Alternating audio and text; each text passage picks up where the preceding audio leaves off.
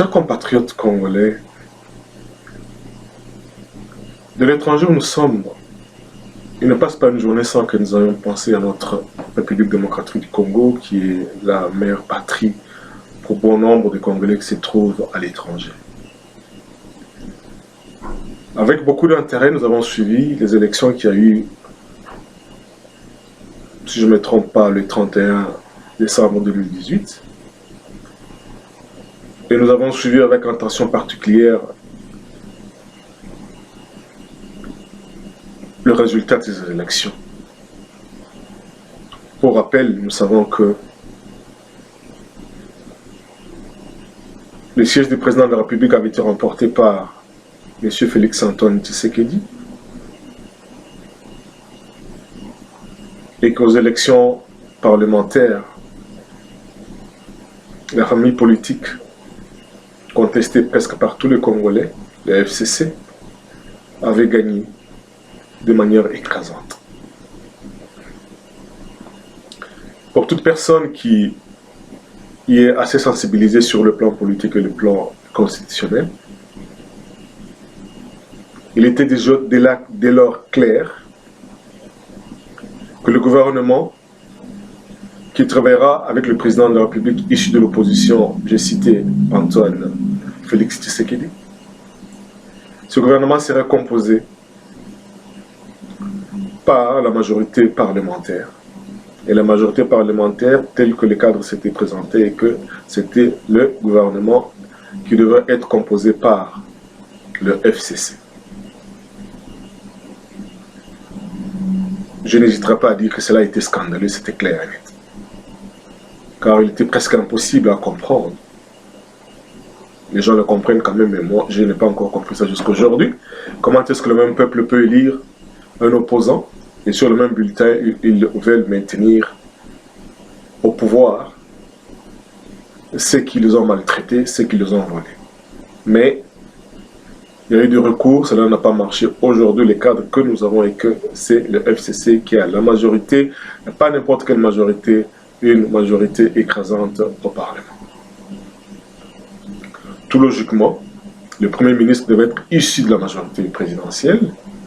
Et je m'excuse de la majorité de FCC, dans la majorité présidentielle, parce qu'aujourd'hui, tout ce qui est présidentiel, c'est relié à Félix Tshisekedi. Et que le membre du gouvernement devrait être uniquement issu de cette famille politique de FCC. Il est sans doute clair que cela aurait scandalisé plus d'une personne, les Congolais d'abord et l'opinion internationale ensuite. Voulant quand même souligner l'effort de changement, accepter que le peuple a voulu mettre fin à la dynastie Kabila avec ses méfaits, il est arrivé aux génie politiques congolais de refuser la cohabitation, car la cohabitation aurait imposé que le président Félix Tshisekedi travaille avec un gouvernement issu uniquement de FCC. Cela aurait indisposé de chaque personne. Ça aurait été très malsain sur le plan politique et sur le plan mental. Et cela pouvait déboucher à des contestations perpétuelles. Et nous savons qu'un gouvernement travaillant sous des contestations perpétuelles allait miner la confiance de la population et que finalement, cela allait desservir la société. Et que rien de bon ne pouvait être tiré d'un tel gouvernement. C'est pourquoi ceux qui sont à la tête de CACH et ceux qui sont à la tête de FCC ont compris qu'il faut former une coalition. Rassurez-vous, je n'étais pas avec eux, mais j'ai tout simplement une analyse, ce que je vois comme étant le résultat normal d'une réflexion d'après l'observation que je fais. Et dans cette coalition, il est alors clair que ceux qui n'avaient pas droit à être membres du gouvernement parce qu'ils ne représentaient pas la majorité deviendraient membres de ce gouvernement. C'est pourquoi aujourd'hui nous allons avoir un gouvernement composé de FCC, CACH, que nous avons appelé la coalition. Mais quand je regarde partout au monde, quand on parle de coalition politique, ça se mesure toujours par rapport aux forces politiques. Quand nous regardons le prorata de nombre au Parlement, nous avons la nette impression que quand nous avons 6 membres du FCC, nous rencontrons un seul membre du CACH. Et si on devait respecter cette logique-là, il aurait été juste que, sur un gouvernement de 45 personnes, que le 1/6 de ces 45 personnes soit occupé par le membre de CACH. Mais cela, c'est pas ce qui s'est passé. Pourquoi ça ne s'est pas passé comme ça? Parce qu'il était clair que ce serait décevant qu'on lancerait le peuple congolais en désarroi, de voir que le gouvernement est dirigé par l'équipe qu'il a dirigée, qu'il a entraîné en faillite, qu'il a malmené pendant 18 ans. C'est pourquoi il a fallu absolument qu'il y ait une coalition pour pacifier les esprits, pour établir les cadres de développement, de travail serein pour toute la population congolaise. Et nous n'avons pas, sur 45, si vous prenez le 1/6, si je ne me trompe pas, ce serait probablement un ministre sur 47.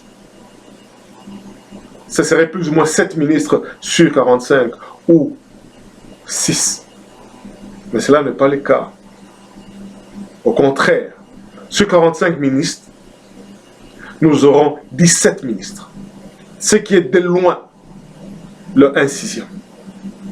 Nous sommes arrivés à plus ou moins le 1/3. Au lieu de 1/6, nous avons le 1/3. Au moins le 1/3. Ceci pour représenter, pour faire comprendre, pour manifester que le gouvernement sous le président Félix Tshisekedi, c'est un gouvernement qui vient avec une nouvelle philosophie, où le peuple, où les intérêts de l'opposition, de la grande majorité est représenté. Que la majorité factice, fabriquée par les tricheries aux élections parlementaires, n'a pas eu raison sur la gestion du gouvernement. Et pour cela, je respecte et je félicite les 2 équipes qui ont négocié, FCC et CACH, car ils sont finalement quand même sortis avec une formule qui est plus ou moins juste et justifiable, qui a du sens sur le plan politique, qui parle politique, parle de la population. Parce que ce nouveau gouvernement, dirigé par un Premier ministre, mais sous la responsabilité ultime du président de la République. Ce gouvernement a pour mission d'appliquer le programme gouvernemental du président, l'agenda politique du président, son programme politique. Ce gouvernement ne vient pas appliquer le programme du FCC. Il vient appliquer le programme de l'UDPS, du président de la République de l'UDPS, ou issu du CACH, qui est le président de la République. Chaque ministre lui rend compte. Le ministre issu du FCC n'ira pas rendre compte à Kingakati chez Kabila, non. Il rend compte à son président de la République, qui est M. Félix Tshisekedi, et à contrario, en revanche, en principe du parallélisme de forme, le président de la République a le pouvoir de sanctionner chaque ministre. Le président de la République a le pouvoir de révoquer chaque ministre.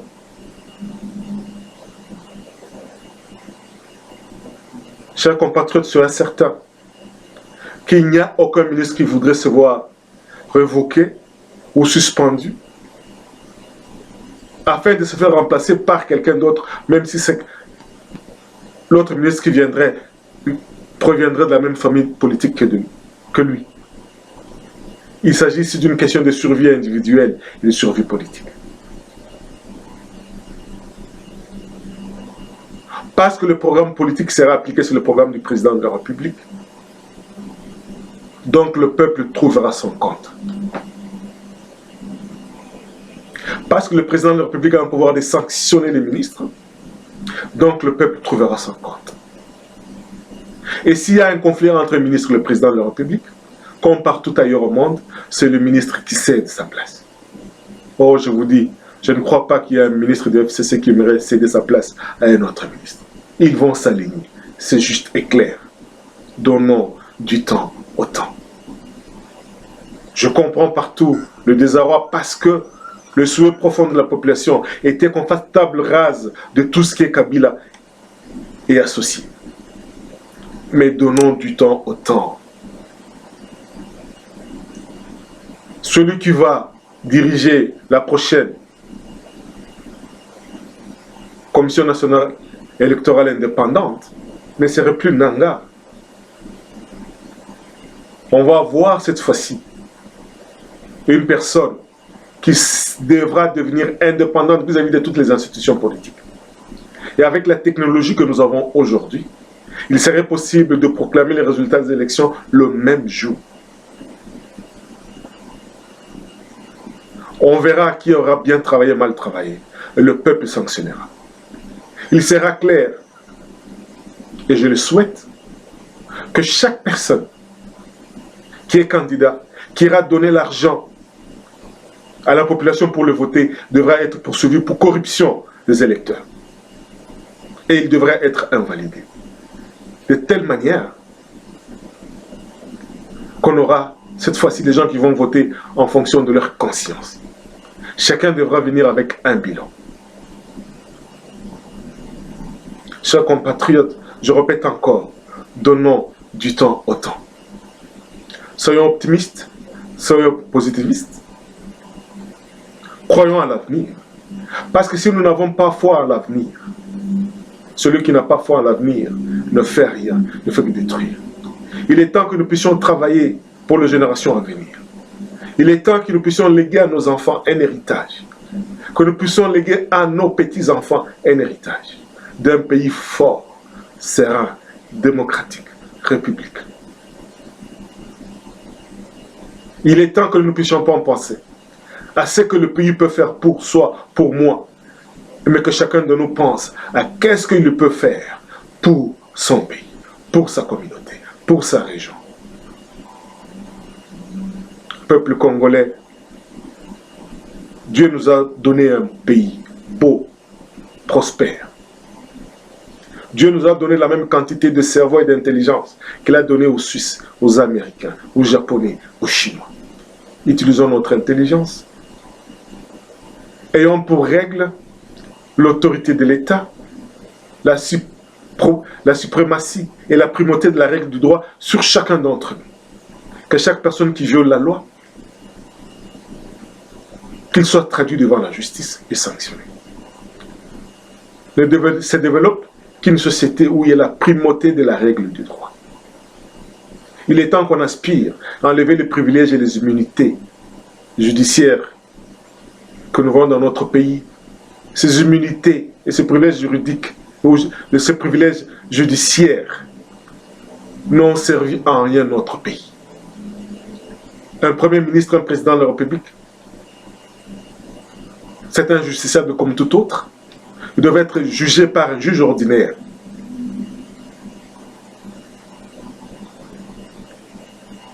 Regardons dans le passé. Je mets quiconque au défi de me prouver que le système d'immunité judiciaire, des privilèges judiciaires, a servi la communauté. Dans le pays où nous sommes ici, au Canada, dans le pays anglo-saxon, comme aux États-Unis, vous êtes président, vous êtes ministre, vous êtes député, vous commettez une infraction. Les policiers vous arrêtent, vous amènent devant les tribunaux, peuvent même vous mettre en prison. Il n'y a pas question d'immunité, il n'y a pas question de privilège. Et vous allez suivre le cours de justice comme tout le monde.